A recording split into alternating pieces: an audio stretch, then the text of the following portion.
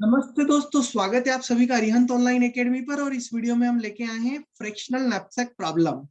तो fractional knapsack problem को solve कैसे करना है, ये प्रॉब्लम होती क्या है, इसका एल्गोरिथम हमको कैसे लिखना है, टाइम कॉम्प्लेक्सिटी एनालिसिस इसका कैसे होगा और इसके रियल वर्ल्ड एप्लीकेशन कहाँ कहाँ है, तो वन बाय वन हम ये डिस्कस करेंगे। तो सबसे पहले हम शुरुआत करते हैं फ्रैक्शनल नैपसैक प्रॉब्लम सिनेरियो से। तो प्रॉब्लम सिनेरियो कुछ ऐसा है कि we are having n items. हर आइटम का एक पर्टिकुलर वैल्यू है और हर आइटम का एक पर्टिकुलर वेट है, राइट। और हमारे पास एक बैग है, we are having a bag जिसका कि सिनोनिम होता है नैपसैक। नैपसैक का मतलब ही होता है कि बैग। नाउ ये जो बैग है इसकी एक पर्टिकुलर लिमिट है, we are having a limit for this bag. Let say हमारे पास जो इसकी लिमिट है वो है 20 kg। नाउ यहाँ पर हमारे पास n आइटम्स है, let say I1, I2, I3 and up to IN। हर आइटम का एक पर्टिकुलर वेट है और पर्टिकुलर वैल्यू है। लेट से I1 का वेट है 2 kg और इसका प्रॉफिट है लेट से 7। I2 का वैल्यू है लेट से 4 kg और इसका प्रॉफिट है लेट से 9। I3 का वैल्यू जो इसका वेट है लेट से कि 2 kg और इसका जो हमें प्रॉफिट मिल रहा है लेट से 10 and so on for all the items. Now हमें क्या करना है, ये जो आइटम दिए हुए हैं n आइटम्स, इसमें से हमको one by one item select करके इस बैग में फिल करना है। We have to fill this knapsack one by one from the given n items. हमको कलेक्ट करना है कुछ सिलेक्टेड आइटम्स सो दैट कि जब तक ये बैग हमारा कंप्लीटली फिल हो जाए हमको मैक्सिमम प्रॉफिट मिले। मैक्सिमम प्रॉफिट हमको मिलना चाहिए, दैट इज द थिंग। तो जब भी हम मैक्सिमम की बात करते हैं या मिनिमम की बात करते हैं, that means that optimum solution की जब भी हम बात करते हैं तो ऐसे प्रॉब्लम्स को हम बोलते हैं ग्रीडी प्रॉब्लम और ग्रीडी अप्रोच और ग्रीडी स्ट्रेटेजी।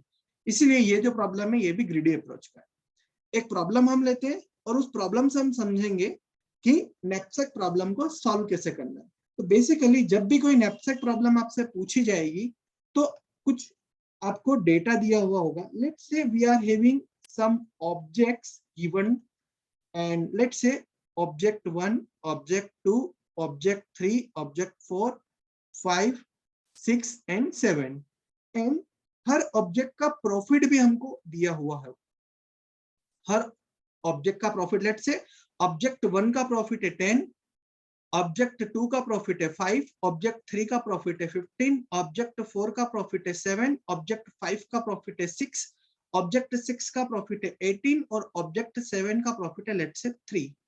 नाउ हर ऑब्जेक्ट का हमें वेट भी दिया हुआ होगा। लेट्स से ऑब्जेक्ट 1 का वेट है 2 kg, ऑब्जेक्ट 2 का वेट है लेट्स से 3 kg, ऑब्जेक्ट 3 का वेट है लेट्स से 5 kg, ऑब्जेक्ट 4 का वेट है लेट्स से 7 kg, ऑब्जेक्ट 5 का वेट है लेट्स से 1 kg, ऑब्जेक्ट 6 का वेट है let's say 4 kg and object 7 का वेट है let's say 1 kg। Okay, now हमें एक कुछ लिमिटेशंस दिए कि हमारे पास एक बैग है और ये जो नैपसैक है इसका लिमिटेशन है 15। इसका मतलब है कि आउट ऑफ दिस 7 ऑब्जेक्ट्स हमको वन बाय वन कुछ ऑब्जेक्ट्स इसमें फिल करने हैं जब तक ये कंप्लीटली फिल ना हो जाए और हमारे पास जो लास्ट में बैग फुल हमको मिले तो हमको मैक्सिमम जो हो प्रॉफिट होना चाहिए। क्योंकि ये प्रॉब्लम फ्रैक्शनल प्रॉब्लम है, इसका मतलब है कि हो सकता है एक पर्टिकुलर वैल्यू तक या एक पर्टिकुलर लिमिट तक हमको मैक्सिमम प्रॉफिट मिल रहा है लेकिन उसके बाद कोई आइटम जो है वो कंप्लीटली फिल नहीं हो सकता है तो हम उसको फ्रैक्शनली फिल करेंगे। That is why it is called as fractional knapsack. मैं सॉल्व करके आपको बताता हूँ, लेकिन जो स्ट्रेटेजी हमको यहाँ पर यूज करनी है कि आप बोलेंगे कि सबसे ज्यादा प्रॉफिट हमको दे रहा है थर्ड या फिर सिक्स्थ, लेकिन यहाँ पर ऐसा भी हो सकता है कि हमको सबसे ज्यादा प्रॉफिट सिक्स्थ आइटम दे रहा है लेकिन इसका वेट है 4 और उसके बाद हमको जो मैक्सिमम प्रॉफिट मिल रहा है वो थर्ड आइटम के द्वारा मिल रहा है लेकिन इसका वेट है 5। तो हम ये पता कैसे करें, लेकिन एक और आइटम है यहाँ जो वेट हमको दे रहा है 10 लेकिन इसका वेट जो है वो प्रॉफिट 10 है लेकिन वेट सिर्फ 2 kg है। तो वो आइटम बेटर कौन सा होगा, कौन सा आइटम बेटर होगा जिसके थ्रू की प्रॉफिट ज्यादा से ज्यादा हो। सिर्फ प्रॉफिट के आधार पे हम ये डिसाइड नहीं कर सकते कि ये आइटम कलेक्ट कर लें।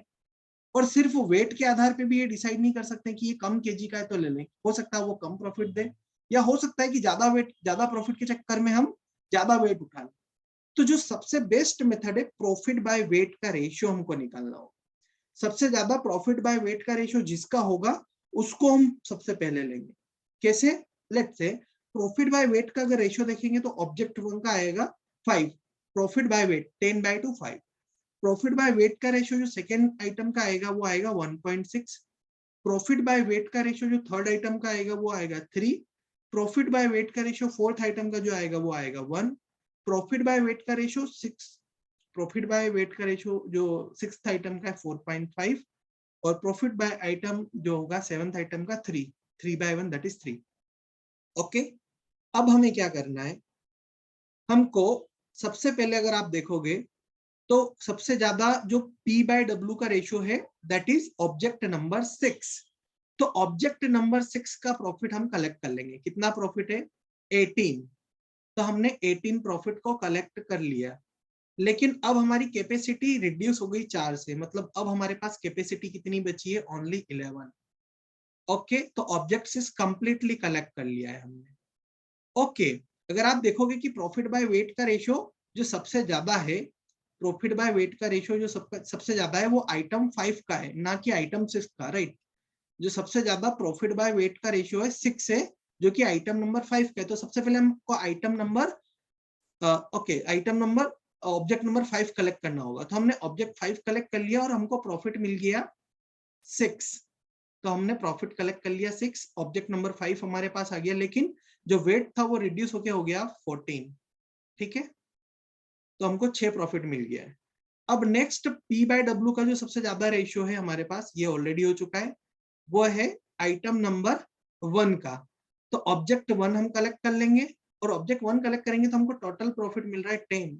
तो हमने 10 प्रॉफिट इधर ले लिया है, और जो हमारा वेट है वो रिड्यूस हो जाएगा 2 से। तो अब जो हमारा लिमिट इस बैग में लिमिट बची है वो 12 kg की और लिमिट हमारे पास बची है, करेक्ट?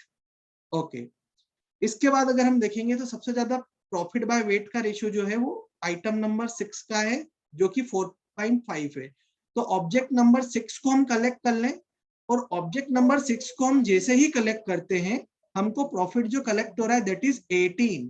तो हमको 18 प्रॉफिट मिल चुका है। अब जैसे हमको 18 प्रॉफिट मिला है तो हमारा जो लिमिट है वो 12 से रिड्यूस होके हो जाएगा 8, क्योंकि इसका वेट था 4। तो 12 - 4, 8 वेट हमारे पास, मतलब जो बैग है उसमें 8 kg की लिमिट और बची है। उसके बाद अगर हम देखेंगे तो जो प्रॉफिट बाय वेट रेशियो जो है वो आइटम नंबर 3, जो कि ऑब्जेक्ट नंबर 3 या ऑब्जेक्ट नंबर 7 दोनों का सेम है। तो बेस्ट मेथड आप कोई सा भी ले सकते हो। ऑब्जेक्ट 3 भी लोगे तो कोई प्रॉब्लम नहीं होगी, ऑब्जेक्ट 7 भी लोगे तो कोई इश्यू नहीं है, दोनों से आंसर सेम ही आएगा। You can take anything. Let's say हम ऑब्जेक्ट 7 लेते हैं, तो यहाँ पर हमको प्रॉफिट मिल रहा है, हमको यहाँ पर प्रॉफिट मिल रहा है 3। तो हमने ये प्रॉफिट ले लिया 3, और वेट रिड्यूस हो गया 1 kg से, तो वेट हो गया 7। इसके बाद आप देखोगे तो ये आइटम है, इस आइटम को भी हम कंप्लीटली ले सकते हैं, 7th ऑलरेडी हो गया है। थर्ड आइटम को भी जब हमने कंप्लीटली ले लिया तो हमको प्रॉफिट मिल गया 15, 15 हमको प्रॉफिट मिल गया, और वेट रिड्यूस हो गया 5 से। तो वेट रिड्यूस होके कितना हो गया 2। अब हमारे पास कैपेसिटी ओनली 2 kg बची है। नाउ आइटम 3 भी हो गया, अब आइटम बचे हमारे पास 2 और 4। Maximum profit by weight ratio second का है, लेकिन अगर आप देखोगे इसका वेट 3 kg है, इसका वेट 3 kg है, लेकिन हमारे पास कैपेसिटी सिर्फ 2 kg की है। तो हमारे पास जब कैपेसिटी सिर्फ 2 kg की है तो हमको 2/3 ऑफ दिस आइटम लेना पड़ेगा। तो 2/3 आइटम जब अगर हम इसका लेंगे तो प्रॉफिट भी हमको 2/3 ही मिलेगा, दैट इज 10/3 इक्वल्स टू 3.33 हमको प्रॉफिट मिल गया। और ये जो 2 kg थे वो भी कंप्लीटली फिल हो गए, और टोटल कैपेसिटी हमारी हो गई 0। टोटल कैपेसिटी हो गई अब हमारी 0। तो एट लास्ट अगर आप देखोगे तो टोटल प्रॉफिट, अब मैं सम कर रहा हूं, 6 plus 10 plus 18 plus 3 plus 15 plus 3.33। जब इन सब प्रॉफिट को मैं ऐड करता हूं, जब इन सब प्रॉफिट को मैं क्या करता हूं, ऐड करता हूं, तो 16 32 34 प्लस 3 37 37 प्लस 10 47 प्लस 5 52 प्लस 3 55.33। 55.33 जो है, it is my maximum profit, it is my maximum profit जो कि मैं ले सकता हूं आउट ऑफ दिस ऑब्जेक्ट्स, और हमारी कैपेसिटी लास्ट में 0 हो गई, राइट। मतलब बैग मेरा कंप्लीटली फिल हो गया, और कंप्लीटली अगर ये मेरा बैग फिल हुआ है तो मैंने कौन कौन से आइटम लिए हैं? मैंने आइटम नंबर 1 लिया है, 3 लिया है, 5 लिया है, 6 लिया है, 7 लिया है, और कुछ फ्रैक्शन आइटम नंबर 2 का भी लिया है, और टोटल हर बार मुझे प्रॉफिट ये मिला है, और हर बार मैंने वेट को रिड्यूस किया है।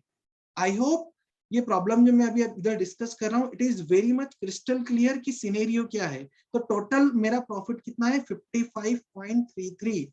This is the exact problem scenario of knapsack problem. इस तरीके से नैपसैक प्रॉब्लम को हमें सॉल्व करना है। आई होप कि ये जो प्रॉब्लम है आप सभी को क्लियर हुआ।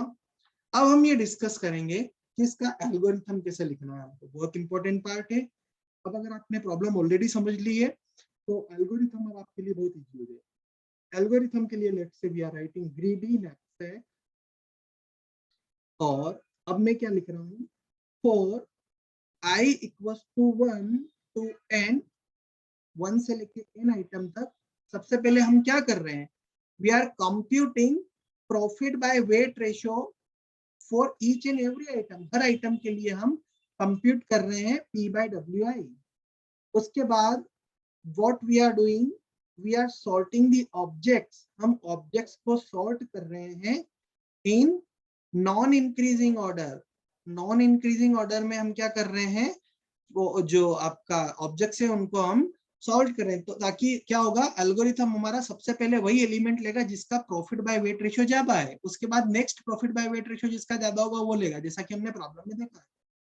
अब उसके बाद क्या होने वाला है? For i equals to 1 to n from sorted list, 1 से लेकर n तक सॉर्टेड लिस्ट के द्वारा हम क्या चेक कर रहे हैं? If m is greater than 0, मतलब बैग में कैपेसिटी है, m इज ग्रेटर देन 0 मतलब बैग में अभी कैपेसिटी है, एंड जो हमारा वेट है ऑब्जेक्ट्स का, उसका वेट या तो लेस है या इक्वल है उस कैपेसिटी के, या तो लेस देन या कैपेसिटी, मतलब वो ऑब्जेक्ट उस बैग में आ सकता है। तो इस केस में हमको क्या करना है? इस केस में हमको वो जो आइटम है उस आइटम को ले लेना है। तो जब वो आइटम को हम लेंगे तो हमारी कैपेसिटी जो है वो रिड्यूस हो जाएगी, जो भी उस बैग का, जो भी उस आइटम का वेट है उससे हमारी हर बार कैपेसिटी रिड्यूस हो जाएगी, और हमारा जो प्रॉफिट है वो इंक्रीज होता जाएगा 1 by 1। हर बार हम प्रॉफिट इंक्रीज कर रहे हैं और कैपेसिटी को WI से डिक्रीज कर रहे हैं, जो भी उस आइटम की कैपेसिटी है। एल्स अगर या तो हमारे पास कैपेसिटी ग्रेटर देन 0 नहीं है, या फिर जो वेट है ऑब्जेक्ट का वो लेस देन उसका वेट नहीं है, उस केस में हम यहाँ पर क्या हो जाएंगे? We have to break.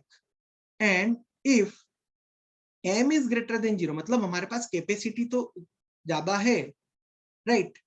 उस केस में हम क्या करेंगे? p equals to p plus p i into m by WI, मतलब कि आपके पास जो कैपेसिटी है वो तो ग्रेटर देन 0 है, लेकिन वो जो ऑब्जेक्ट का वेट है वो ऑब्जेक्ट का वेट उतना नहीं है। जैसा कि इस केस में हुआ था कि कैपेसिटी 2 kg बची थी, लेकिन वो जो ऑब्जेक्ट था उसका वेट 3 kg था। उस केस में हमको फ्रैक्शनल वैल्यू लेनी पड़ेगी। तो वो फ्रैक्शनल वेट हम कैसे लेंगे? जो हमारे पास कैपेसिटी बची है डिवाइड बाय जो उसका वेट है 2/3, 3 कैपेसिटी 3 का वेट था उसका ऑब्जेक्ट का, और 2 कैपेसिटी हमारे पास बची है। तो 2/3 इंटू जो भी प्रॉफिट वो ऑब्जेक्ट दे रहा है, तो उस फ्रैक्शन में वो प्रॉफिट हमको मिल जाएगा। Getting it? नाउ अब अगर हम इसका टाइम कॉम्प्लेक्सिटी एनालिसिस करें, तो हर बार अगर हम कंप्यूट कर रहे हैं हमारा प्रॉफिट बाय वेट रेशियो, तो हमको n आइटम्स के लिए कंप्यूट करना पड़ेगा। और हमको यहाँ पर जो इम्पोर्टेंट पार्ट है वो सॉर्टिंग का है, कि हर बार हमको सॉर्टिंग करनी होगी। सॉर्टिंग जो है एक मेजर प्रॉब्लम है, तो सॉर्टिंग करने में हमको n log n टाइम लगेगा। बेस्ट एल्गोरिथम आप ले सकते हो, merge sort, quick sort, whatever, तो बेस्ट टाइम आपको n log n लगेगा। उसके बाद हर बार अगर आप हर आइटम के लिए आप क्या करोगे? हर आइटम के लिए आप वेट को रिड्यूस करोगे और प्रॉफिट को बढ़ाते जाओगे, मतलब ऑर्डर ऑफ n टाइम यहाँ पर लगने वाला है। और इसकी अगर बात करें तो लास्ट केस में हमको अगर अगर अगर सिनेरियो ऐसा बनता है कि फ्रैक्शनल एलिमेंट हमको लेना पड़ता है, तो कांस्टेंट टाइम इसके लिए लगेगा।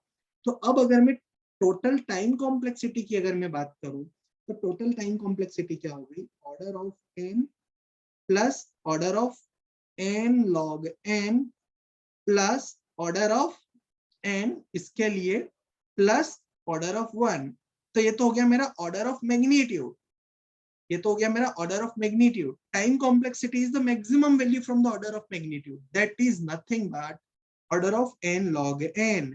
तो order of n log n जो है वह क्या है, it is the time complexity that is going to be required to solve any knapsack problem using greedy approach। I hope आपको समझ में आया होगा। अब हम देखने वाले हैं रियल लाइफ एप्लीकेशन। ये जो एल्गोरिथम हमने पढ़ी है नैपसैक एल्गोरिथम, इसके एप्लीकेशंस क्या हैं। तो आपको क्या करना है, वेस्ट मैनेजमेंट रॉ मटेरियल का कैसे कट किया जाए, रॉ मटेरियल जो हमारे पास मटेरियल है उसमें से रॉ पार्ट कैसे लीस्ट कट किया जाए, एक एप्लीकेशन वो हो सकता है हमारे पास। एक एप्लीकेशन हो सकता है portfolio optimization. Portfolio optimization, portfolio optimization एक इसका रियल लाइफ एग्जांपल हो सकता है। Cutting stock problems, cutting stock problems ये भी हमारा एक रियल लाइफ एग्जांपल हो सकता है। Power allocation management, power allocation management एक हमारा रियल लाइफ इसका एग्जांपल हो सकता है। रिसोर्स मैनेजमेंट इन सॉफ्टवेयर इंडस्ट्री, रिसोर्स मैनेजमेंट इन सॉफ्टवेयर इंडस्ट्री एक इसका रियल लाइफ एग्जांपल है। Home energy management, home energy management इसका एक रियल लाइफ एग्जांपल हो सकता है, राइट। और लिस्ट वेस्टफुल हम कैसे कट करें रॉ मटेरियल से, how to cut least wasteful from raw material, ये किसका एप्लीकेशन हो सकता है। तो they all are real life examples of knapsack problem. और ये जो नैपसैक प्रॉब्लम है basically it is a combinatorial manage, combinatorial problem है, मैथमेटिक्स का कॉम्बिनेटोरियल प्रॉब्लम है, बिकॉज हम कॉम्बिनेशन से हमको एक आइटम सिलेक्ट करने हैं कि वो कॉम्बिनेशन हमको मैक्सिमम प्रॉफिट दे। We have to choose a particular subset of items from the given n items so that we are greedy about profit, maximum profit कैसे मिले, दैट इज द थिंग। तो मुझे लगता है कि ये प्रॉब्लम मैंने काफी अच्छी तरीके से आपको बताया है। फर्दर अगर आपको कोई भी डाउट या कोई भी प्रॉब्लम इस प्रॉब्लम में है, इस अप्रोच में, इस एल्गोरिथम में, इस टाइम कॉम्प्लेक्सिटी में या एप्लीकेशंस में है, आप कमेंट करके मुझे बता सकते हैं। अगर कोई भी डाउट है मैं जल्द से जल्द सॉल्व करने की कोशिश करूंगा। और दोस्तों प्लीज लाइक जरूर करिए इस वीडियो को और सब्सक्राइब करिए चैनल को। आगे आने वाले समय में भी मेरी पूरी कोशिश होगी आपको अच्छे से अच्छा कंटेंट देने की। Thank you so much, have a very nice day. जय हिंद,